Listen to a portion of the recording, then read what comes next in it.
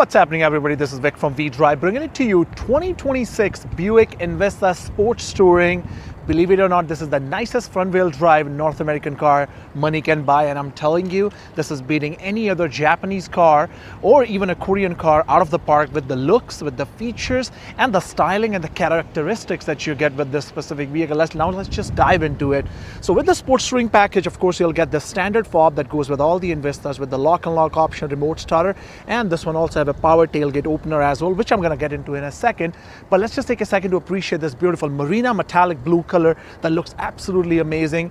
It almost looks like a luxury car, but this specific vehicle only costs about $35,000 when it is equipped with the sunroof. You have the nice looking daytime running lights right here. You do not need fog lamps because your front end lamps are right underneath here. You have the gloss black right around here that almost give you a feeling that this is some sort of an air vent, but it's not. You have the chrome piece right here, and at the front you have the blacked out grille. You have the ST badge right here to remind you what kind of a characteristic that you're driving, what kind of personality you're carrying with you. Upgraded Buick badge, the three portions right here, and your block heater is right at the bottom here. Now, to all my American friends, if you're living in California, block heater is not something that you needed, but we are in Canada and we are required this. Now, with the sports touring package, not only you get the blacked out grille, you also get the blacked out fender flares around the side, and the bottom is all blacked out too for your side skirts. Your wheels are blacked out, and these are Goodyear tires here, 225 55 R18, disc brakes front and back, and you have the nice turbine style here too. For the acoustic liners, which is the liner at the back, that's going to help you to minimize some sort of a road noise every time you drive this vehicle down the road, to give you a nice presence here, because that's the whole thing what Buick stands for. Now, at the front, you also have your rain sensing wipers, the sensor right here, and you have this front facing camera that's going to help you for any kind of forward collision, the emergency braking, and all that kind of stuff. Come to the side right here, you have the nice proportion of color and the black. Bottom is black, as I mentioned, color is blue. You have the body match color handles there, and you have the nice blacked out trim around here too. You can have one with the sunroof, which is going to be $35,000, about $800 less. This is going to be without the sunroof here too. It has a nice sportback look to the back right here. From a distance, it will almost look like it's a Lamborghini Urus, but it's not, believe it or not. And the body weight of this vehicle is roughly going to be around that 3,050 pounds, which is not too heavy, but it also makes it a really great vehicle if you want to drive around in the city, or even if you want to take it on a highway. Now come to the back, you have your blacked out lights at the bottom, blacked out bumper with the silver chrome in it, sensors, all that kind of stuff. Buick badge, Buick written there, Envista there too, and your nice looking tail lamps here. And this almost looks like some sort of a small spoiler at the back. Now let me just show you the trunk here real quick.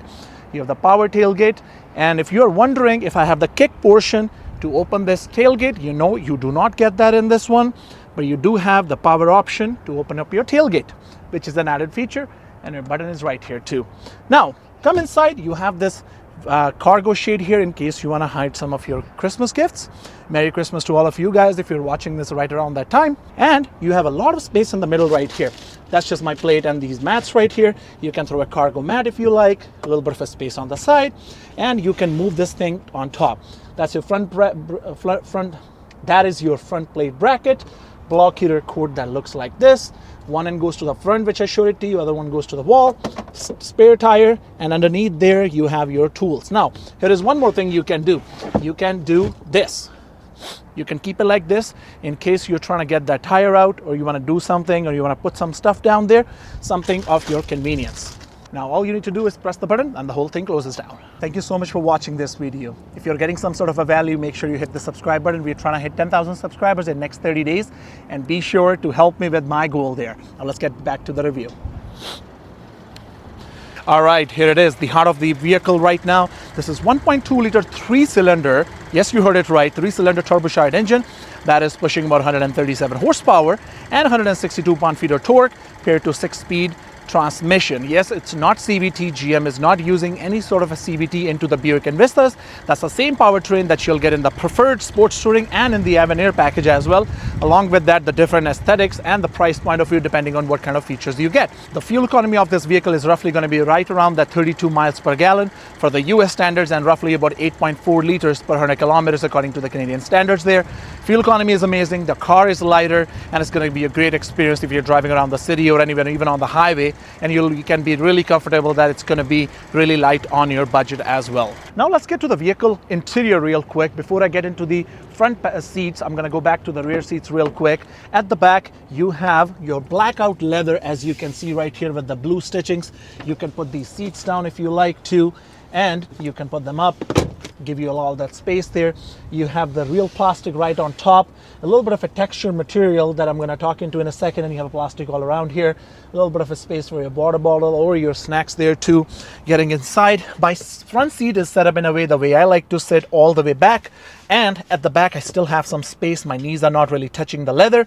I do have a little bit of a space for my phone, USB-C port. Since it's a front wheel drive vehicle, it's flat bottom in the middle. You can truly fit total of 3 people in the middle. But there is one thing that I feel like it's not really an issue, but it is. If I'm sitting at the back, there is no armrest coming out of this area. If it would, it would make sense, but you know what, for the price point of view, I can compromise on that. Now let's get to the front of the vehicle. You do have the blind spot detection here. Just thought to mention to you guys, you have the tailgate opener button right here. You have all the power options for your mirrors, the side mirror adjustments, the lock and lock option, all that kind of stuff. Nice texture here. I don't know if this is plastic or is this some sort of a recyclable material there, but it's what it is. You have the power seats on the driver's side with the lumbar support, and you have the ST written right here. There is no perforation. These seats are just heated, and you have the blue stitchings all around. That seat on the passenger side is going to be fully manual, just so you know, and you have the light controls and all that kind of stuff here. Now, here we are inside the vehicle, the Sports Touring Envista. This is how the whole layout looks like. You have the textured material all around the dash here. You have the plastic all on the further side, the plastic all around here too. You have this touchscreen with the Apple CarPlay and Android Auto, and you have inbuilt Wi-Fi as well, if that's something you really care about, if your family is traveling with you. You also have this dash screen here that just have your speedometer and some other gauges like the engine temperature. You can throw your fuel gauges there too. You do not really have any sort of a setting where you can see what's the oil life and everything is. So you'll have to go to the vehicle status, where you can go to the maintenance, the gauges, the trip, and all that kind of stuff. And in case you want to see your battery voltage on the cluster screen, you can just do this, and it's going to show it to you on the cluster screen. Now you have this leather wrap steering wheel with the Buick badge. It's flat bottom because it's a sports touring package. You do have an adaptive cruise control. You have the heated steering wheel, your voice command, and all that kind of stuff. And behind your steering wheel, you have the volume button, and on this side you have the buttons to go to the forward and the previous song there too. And you have the heated seats buttons here. You have the wireless charging in this specific package, and you have the traction control and an auto shut off button too, which is pretty standard across all the North American vehicles. Cup holders that are American size, a little bit of a space here to put down your camera, and you have a center console space as well. Let me know your thoughts. How do you feel about this overall layout, and what do you feel about the colors and everything? Now we're gonna go for a test drive so I can show it to you how this vehicle handles on the highway. Let's just take this baby on for a test drive real quick. We'll do some testing so I can show it to you how this vehicle handles, how the power is, the comfort, and all that kind of stuff there. Let's just go. So first thing first, when you're going to jump into this vehicle, you're going to realize these seats are really comfy. One annoying thing you will definitely have to face, the fact that the passenger side seat is actually manually operated. So if your wife, your girlfriend, or your boyfriend is sitting over there, they might have a little bit of a trouble, but that's the only thing. But also accept the fact that you're only paying about $35,000 Canadian in Canada right now, and roughly around that $24,000 mark for the 2026 model in US, right?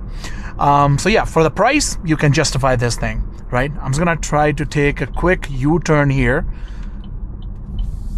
All right, let's just see. So I can show you the turning radius. Not bad, actually. Is it the best thing ever? No. But for a smaller car, this is not bad, and usually a little bit longer than a little bit bigger than the normal, I mean to say, right? Your flat bottom steering wheel is really comfy, feels good, right? Feels really sporty, that's the first thing. The steering wheel has the right thickness to it, so it doesn't matter if you're a big guy or a small guy or a gal or a big girl, you'll still have an easy time holding this up, right? Vehicle is relatively quiet. I won't say it's very quiet, but it's relatively quiet for that price point of view. If you'll go for a Nissan Kicks or a Mazda CX-30 or any of these vehicles of this category, you will feel that those cars are way more noisier than this vehicle is. That's the reason that this glass is actually acoustic, whereas the side glasses are all tempered glass, and that's what makes the vehicle a little bit special when it comes to driving on a highway or into the the country roads. If you are going to drive it in the country roads, to make the vehicle a little bit quieter, right? The dash is not too much into your face, gonna give you a nice comfort. The fact that you have the navigation and everything is on, it's gonna be all wireless. But one thing I have noticed, that connecting your vehicle to the Apple CarPlay or Android Auto in the starting few hours can be challenging. It's gonna ask you to connect the wire. After that, it's gonna take over the wireless portion of it, right? Now we are on a highway. You can see that there is not a whole lot of blind spots all around the vehicle. You do have the blind spot detection, and you do have forward collision alert, and you have a back the adaptive cruise control as well, which you can switch it to regular cruise in case you're not a fan of the adaptive cruise control portion there. Let's just try to step on the gas so I can show it to you how the power and everything is. All right, let me just step all the way, and there you go.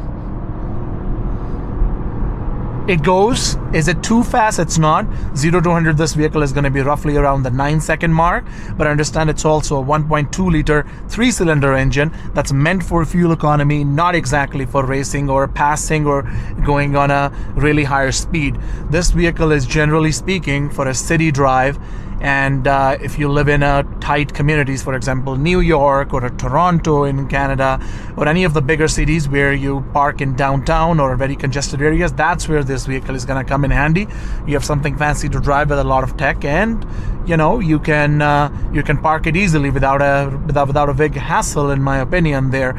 Now, is it a very fun car to drive? I don't think so. I can say that, because it's just not. Like, if you really want something fun to drive, you should look into a Buick Envision for this category there, or get a vehicle which has a lot more power, or at least 6 cylinders there, in my opinion, or some 2-door with the 4 cylinders will be fine, not a 3-cylinder one. But is it the best bang for the buck? Yes, it is, especially when the inflation is high and a lot of people can't even afford cars. This will be the best option there, and you will find a lot of dealers will actually give a really good deal, because these vehicles are not meant for the high profit for the dealers. This is more for the volume for the dealers, and that they are able to give you this Buick, and you can go up to Buick Envisions and the Buick Enclaves.